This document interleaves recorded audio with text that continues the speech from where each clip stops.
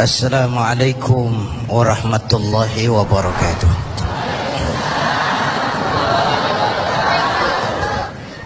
Sudah menjelaskan tentang amar ma'ruf nahi munkar. Pemimpin kita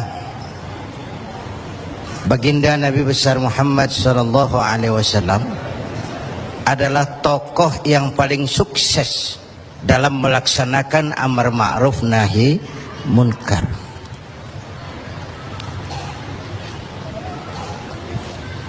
Berkembang dengan pesat, lain dengan agama-agama besar lain, kata Stoddard. Agama Buddha punya raja Asoka, agama Persia punya raja Cyrus, bukan Cyrus Sinaga, Cyrus. Agama Kristen punya raja Konstantin. Mereka ini raja-raja besar dan berkuasa yang menunjang agama yang dianutnya dengan segala daya dan dana, dengan segala kekuatan dan kekuasaan. Lain dengan baginda Nabi. Beliau bukan raja, tidak anak penguasa, tidak pula orang kaya, tapi amar ma'ruf yang dilaksanakannya berhasil menembus dinding Jazirah Arabia, mewarnai hampir 2/3 belahan bumi. Nah, saya mau ambil porsi apa landasan beliau dalam melaksanakan amar ma'ruf dan nahi munkar sebelum ke arah yang tadi sudah ditanyakan Saudara Agung. Pertama, landasannya adalah siddiq. Apa? Jujur. Sebab bagaimana orang mau amar ma'ruf nahi munkar kalau dia nggak punya kejujuran? Nabi kita itu lidahnya adalah hatinya, ucapannya adalah perbuatannya, perintahnya dia berwibawa, ajakannya diikuti karena beliau pelaksana pertamanya. Keteladanan. Kalau kita gimana mau berhasil amar ma'ruf? Cuma teriak, saudara-saudara, sedekah, sedekah. Yang teriak buntut gasiran, mbahnya pelit. Jujur. Kata orang tua Melayu gini, wahai saudara, adik dan kakak, peganglah jujur, jangan durhaka. Jauhi bohong, haramkan dusta, supaya hidup tidak ternista. Asik kan? Asik kan? Jauhi bohong, haramkan dusta, supaya hidup tidak ternista. Orang bisnis, modal paling penting adalah kepercayaan. Coba saudara punya kapital miliaran, kalau nggak dipercaya orang, ada nggak yang mau ngasih proyek? Ada nggak? Ada nggak? Nyaut. Modal utama dalam bisnis kepercayaan. Modal utama dalam memimpin kepercayaan. Modal utama dalam seluruh gerak hidup kita kepercayaan. Kalau hidup udah dipercaya, Bu, biar duit banyak juga enak rasanya. Bener. Kalau sudah dipercaya, walaupun duit banyak enak rasanya.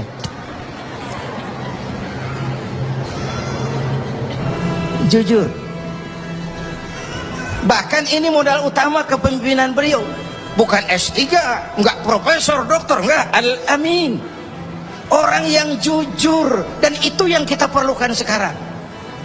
Gayus. Saya lihat bukan saja kasusnya aneh, penanganannya juga aneh. Orang sekali bergayus bisa ngobok-ngobok semuanya. Sekarang banyak yang telinganya pada merah, matanya pada pedas. Begitu dia nyanyi, bagaimana dia merambah kepolisian, merambah kejaksaan, merambah kehakiman. Lalu penanganannya juga aneh. Kayaknya mau terfokus kepada kasus gayusnya, padahal yang terbesarnya adalah mafia hukum dan mafia pajak. Kan itu soal yang paling besarnya. Kita perlu jujur, jangan ada dusta di antara kita.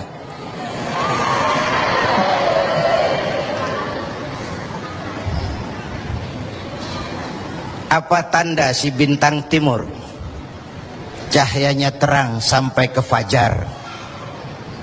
Apa tanda orang yang jujur? Hatinya mulia, ucapnya benar. Hatinya mulia, omongannya benar. Tidak pepat di luar, pancung di dalam.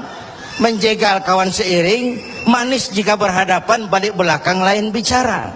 Tiap hari kita ngadepin topeng.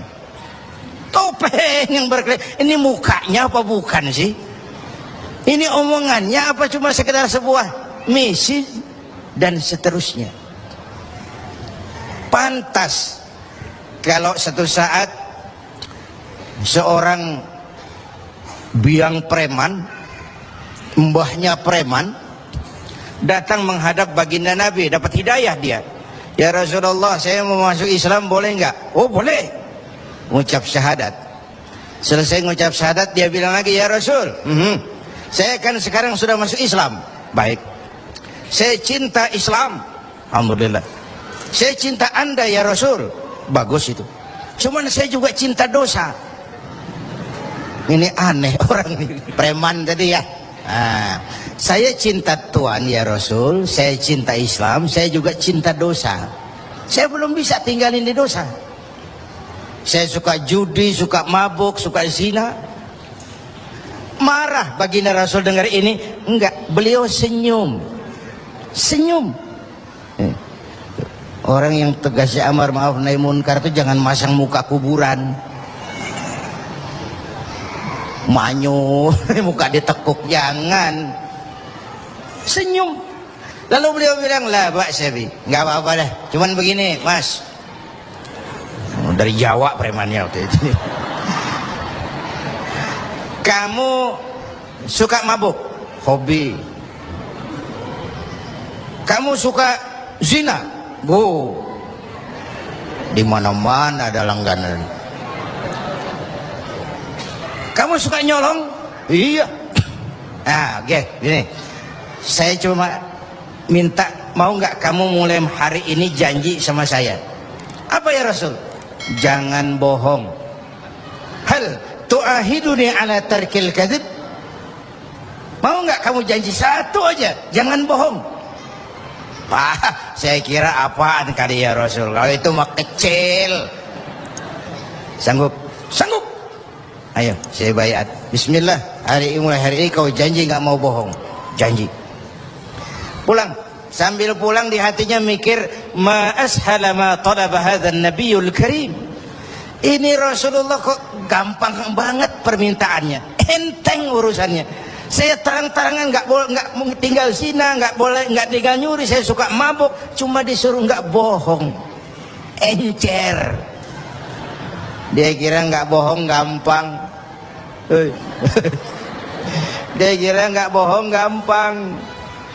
Padahal Nabi Allah Ibrahim pernah mengeluh, saya seumur hidup 3 kali bohong, saya harus tanggung jawab di hadapan Allah. Padahal bohongnya bohong bener.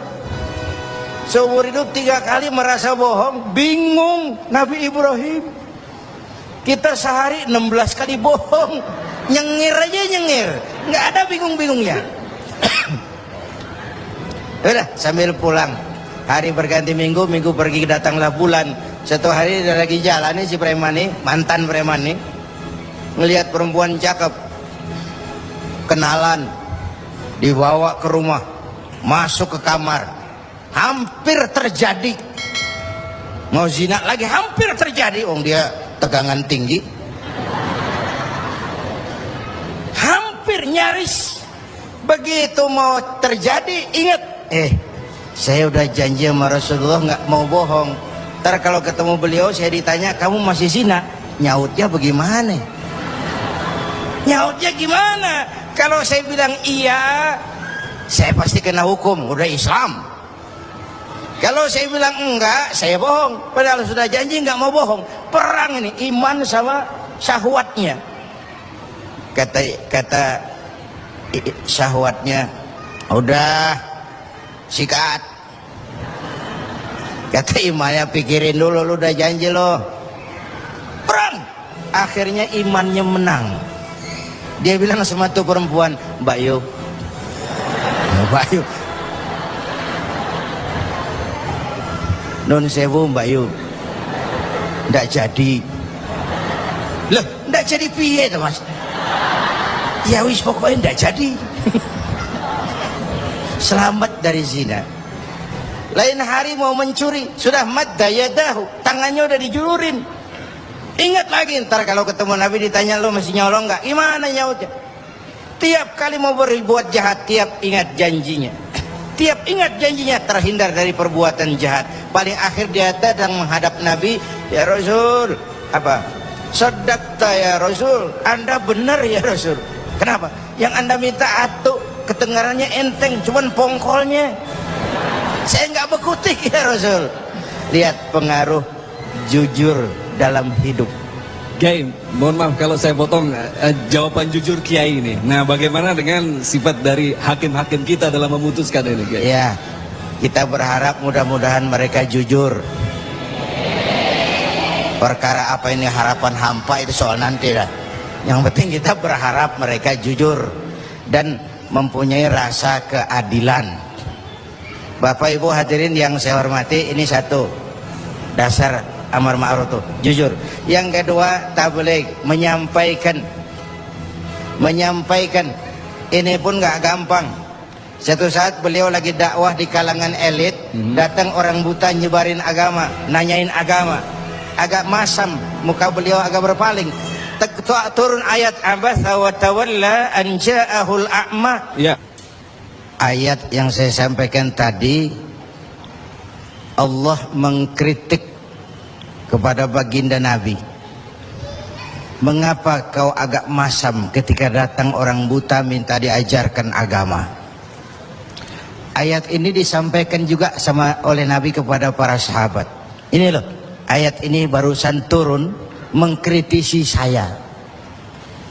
Jadi memang yang orang hidup yang baik itu jangan alergi sama kritik. Tapi yang kritik pun jangan asal ngomong. Ya. Orang jangan alergi sama yang namanya kritik, karena kritik itu yang sering membuat kita berpikir. Dikritik yang membuat kita dewasa. Dikritik yang membuat kita jadi bijaksana. Pujian sering jadi racun. Walaupun sementara kita senang. Ibu cantik lah Bu. Wah, mekar hidungnya. Tapi itu sering jadi racun. Kritik yang membuat kita berpikir, kritik yang membuat kita dewasa, kritik yang membuat kita jadi bijak. Tapi yang ngeritik pun jangan asal ngejeblos. Saudara hadirin yang saya hormati, kita nggak bisa ngukur baju kita pakai badan orang lain. Ini tolong, ini bahasa bersayap. Jangan ngukur baju kita pakai badan orang lain. Nggak sedang, ya, nggak sedang. Orang sering berada dalam sebuah situasi yang tidak semudah kita.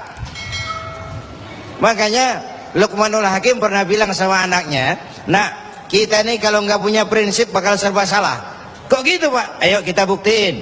Luqman keluar sama anaknya bawa seekor keledai. Keledai kecil, dituntun berdua. Lewat di tengah orang pada ngomong, anak sama bapak sama gobloknya. Bawa keledai bukan ditaikin, dituntun. Tolol. Nah, kamu dengar nak? Iya, sekali kita salah. Sekarang gimana Pak? Bapaknya naik, kamu jalan. Lewat lagi di tempat orang ngomong lagi, bapak kagak tahu diri. Enak-enakan di atas keledai, anaknya disuruh jalan. Tega sama anaknya. Kau dengar nak? Iya, 2 kali kita salah.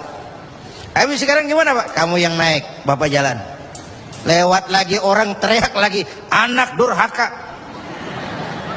Bapaknya disuruh jalan, dia enak-enakan. Dengar nak? Iya Pak, 3 kali kita salah. Sekarang gimana Pak? Kita naikin berdua yuk. Naik berdua. Sampai di tempat orang banyak teriak lagi, anak sama bapak samanya ini. Tidak punya peri kebinatangan. Masa keledai kecil dinaikin berdua? Kejam. Nah, terus dengar. Iya. Berapa kali kita salah? 4. Habis sekarang gimana Pak? Sekarang keledainya nyok kita gotong. Gua pengen tahu orang ngomong apa.